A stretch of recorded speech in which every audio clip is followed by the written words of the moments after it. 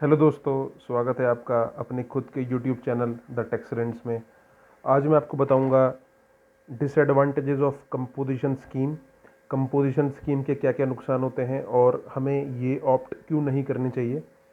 तो video start करने से पहले मैं आपसे रिक्वेस्ट करूंगा कि वीडियो को एंड तक देखिएगा, क्योंकि जब आप वीडियो को एंड तक देखते हैं तो हमें मिलता है वॉच टाइम, और उससे क्या होता है कि हमारी वीडियो जो है वो बेटर प्रमोट होती है और लोग इसको ज़्यादा देखते हैं। तो वीडियो को एंड तक प्लीज़ देखिएगा। बस अपनी ज़िंदगी के 3-4 मिनट हमें दे दीजिए, उससे ज़्यादा कुछ नहीं चाहिए।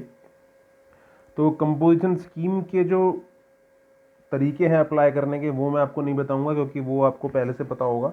नहीं पता तो आप कमेंट जरूर कीजिएगा, मैं आपको बताऊंगा कैसे आप कंपोजिशन स्कीम को अप्लाई कर सकते हैं। और उसके एडवांटेजेस मैं ऑलरेडी इससे पहली वाली वीडियो में ही बता चुका हूँ। तो इस वीडियो में मैं कंपोजिशन स्कीम के डिसएडवांटेजेस आपको बताने वाला हूँ। तो क्या है पहली डिसएडवांटेज, वो हम डिस्कस करते हैं। कंपोजिशन स्कीम में देखिए, सबसे पहले डिसएडवांटेज है कि आप अपने स्टेट से बाहर जो है माल सप्लाई नहीं कर सकते हैं। तो उससे क्या होता है कि अगर मैं यूपी में हूँ और मैं चाहता हूँ कि यार कोई दिल्ली में थोड़ा बहुत माल मुझे लगता है ये बिक सकता है, या वहाँ कोई फेरा लगा है, फेरा इन द सेंस की कोई प्रगति मैदान में अगर मैं अपना एक टेंट लगा के माल बेचना चाहूँ, तो वो इंटर स्टेट सप्लाई हो जाएगा। तो वो अलाउड नहीं है, क्योंकि जो कंपोजिशन स्कीम है वो सिर्फ सीजीएसटी एक्ट में डिफाइंड है, आईजीएसटी एक्ट में नहीं है। इसलिए कंपोजिशन स्कीम का जो डिसएडवांटेज पहला ये है कि हम इंटर स्टेट सप्लाई नहीं कर सकते हैं। तो जो हमारा काम है वो बहुत ही लिमिटेड टेरिटरी में हो जाता है, और उसको हम स्केलेबल नहीं बना सकते हैं, जो कि बहुत बड़ा डिसएडवांटेज है।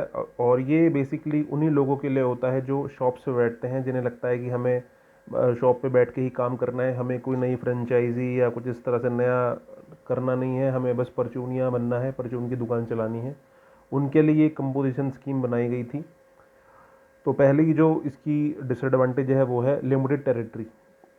सेकंड डिसएडवांटेज ये है कि इनपुट आपको नहीं मिलता है। ऑब्वियस सी बात है, अगर आप टैक्स रेट ही इतना कम पे कर रहे हैं, 1% या 6% या 5%, तो गवर्नमेंट आपको इनपुट तो नहीं देगी कि 18% आप इनपुट ले लीजिए, ऐसा तो नहीं होगा ना। तो गवर्नमेंट जो है इनपुट कंपोजिशन स्कीम का ब्लॉक करके चलती है और आपको इनपुट नहीं मिलता है। तो जो दूसरा डिसएडवांटेज है वो है इनपुट ना मिलना। तो बस आपको सेल पर टैक्स पे करना है, इनपुट से आपको कोई लेना देना नहीं है।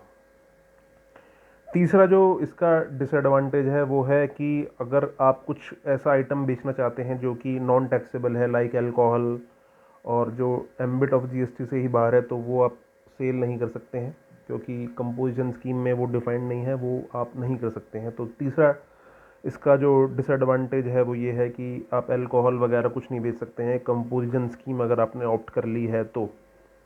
चौथा इसका डिसएडवांटेज ये है कि आप अपना जो बिज़नेस है उसको ऑनलाइन लिस्ट नहीं कर सकते हैं, क्योंकि ई कॉमर्स पोर्टल के थ्रू अगर आप माल बेचेंगे, ई कॉमर्स मतलब अमेज़ॉन, फ्लिपकार्ट और स्नैपडील, इस तरह के जो मिंत्रा, इस तरह के जो ई कॉमर्स पोर्टल हैं, मार्केट प्लेस हैं, वहाँ पे आप अपना आइटम लिस्ट करके बेच नहीं सकते हैं, क्योंकि जो इंटर स्टेट सेल है वो भी हम नहीं कर सकते हैं, और कंपोजिशन स्कीम वाले ई कॉमर्स और पोर्टल पे भी अपना बिजनेस लिस्ट नहीं कर सकते हैं। तो ये थी इसकी चौथी डिसएडवांटेज। और पांचवी डिसएडवांटेज इसकी क्या है कि अगर अब आप बोर्ड लगाते हैं अपने घर के बाहर, तो वहाँ पे आपको लिखना पड़ता है कंपोजिशन डीलर, और अपने बिल्स में भी आपको मेंशन करना पड़ता है। तो उससे क्या होता है कि आदमी को ना एक जो पिक्चर उसकी मिलती है काम की, बोर्ड देख के वो ऐसा लगता है कि यार बहुत छोटा काम है इसका, और कुछ भी जो इसका मालिक है ये स्केलेबल आदमी नहीं है, और इसका छोटे लेवल पे ही काम चलने वाला है। तो एक जो पिक्चर बनती है बिज़नेस की वो छोटी बनती है कि यार कंपोजिशन लेके बैठा हुआ है तो क्या ही काम ये आगे बढ़ाएगा। मतलब अगर आपके पास कोई इन्वेस्टमेंट आप प्लान कर रहे हैं लेने के लिए, या आप कहीं पे कुछ बढ़ाने के लिए बैंक से लोन लेने जाते हैं, तो वहाँ पे आपको इसका जो नेगेटिव एस्पेक्ट है वो देखने को मिल सकता है। तो ये थी 5 डिसएडवांटेज कंपोजिशन स्कीम की। तो अगर आपको और भी कोई डिसएडवांटेज लगती है मैंने नहीं बताई है, तो आप कमेंट में भेज सकते हैं, मैं ज़रूर उसको नेक्स्ट वीडियो में बताऊंगा। और अगर आपका कोई भी क्वेश्चन है तो आप पूछ सकते हैं, और मैं तुरंत कमेंट पर रिप्लाई करता हूँ। और वीडियो भी पसंद आई हो थोड़ी बहुत तो चैनल को सब्सक्राइब भी कर दीजिएगा। Thank you, have a great day.